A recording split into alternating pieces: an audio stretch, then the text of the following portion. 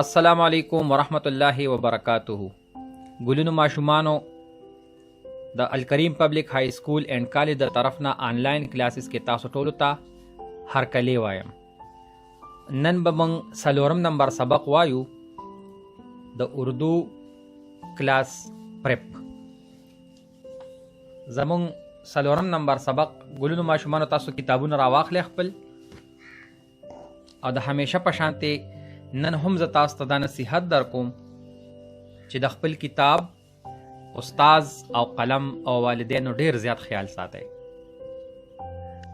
ګلونو ماشومانو زمونږ نننې سبق دی په حروفو کې حرف ح.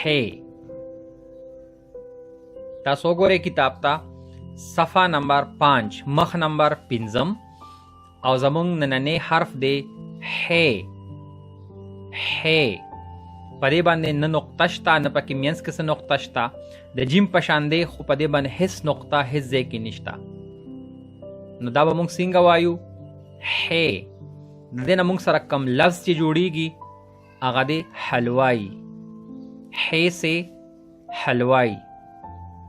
تاسو ما سره ووایئ په زوره باندې ح سے حلوائی. حلوائی په اردو کې حلوائی والا ته وایي. ح سے حلوائی. دغه شان زمونږ دویم حرف دی خ. دا بالکل په تالو کې ویلی شي او تاسو ګوره دا هم د جیم په شانته دی خو په جیم کې دنه نقطه وي او د دې د پاسه نقطه ده. خ. تاسو وایئ بچې خ.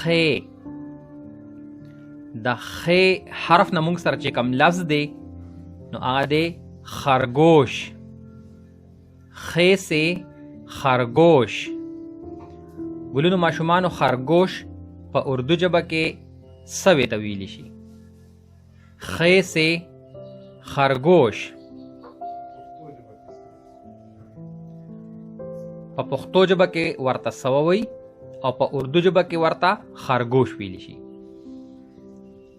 دغه شان ګلونو ماشومانو زمونږ دریم حرف دی د ننني سبق دال.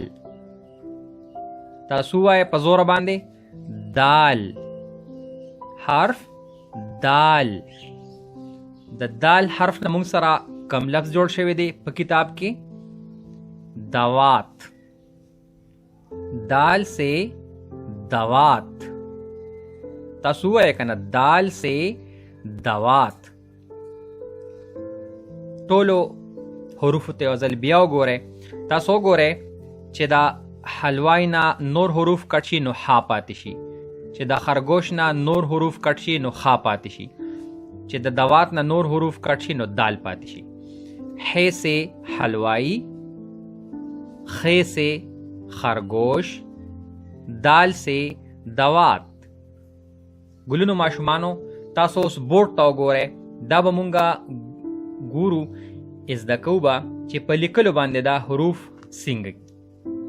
نو زمونږ د ټولو نه اولنی حرف هغه چې کوم دی ح دی. ګلونو ماشومانو ح د جیم په شانته دی خو په جیم کې دنه نقطه وي او په ح باندې هیڅ ځای کې نقطه نشته. اول به مونږ سر ح ولیکو او د هغې نه بعد بیا گردن او د هغې نه بعد بیا دایره. دا شو مونږ سره حرف ح. بیا ورته وګورئ گردن، دایره،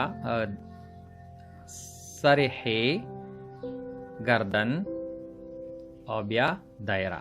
تاسو ته ما څنګه مخکې وي دایره تاسو د دې طرف نه پوره کولی شئ او د دې طرف نه هم پوره کولی شئ. خو اول به د ح سر او گردن جوړوئ. منگ سره چې کوم دویم حرف دی نو هغه دی خ. دا هم دقه شانته کې حرف دی. سر خ، گردن او دایره. خو د دې د پاسه نقطه ده. دا څه شو؟ خ خرگوش والا. ٹھیک شو؟ بیا وګورئ سر خ، گردن، دایره. خې د پاسه په نقطه ده. زمونږ دریم چې کوم حرف دی نو هغه دی دال. حرف دال. دال څنګه لیکلی شي؟ اول داسې د بره طرف نه به شروع کې او لاندې به لاین ته راورسوي. دال د بره طرف نه به شروع کې ګول او لاندې طرف ته به راولي. دا زمونږ حرف دال شو. ګلونو ماشومانو امید دی چې تاسو به د دې نه فایده اخیستې وي، خو کوشش کوئ چې کله ستاسو مشر تاسو ته دا په پیج باندې لیکي نو د هغه نه هم زده کوئ.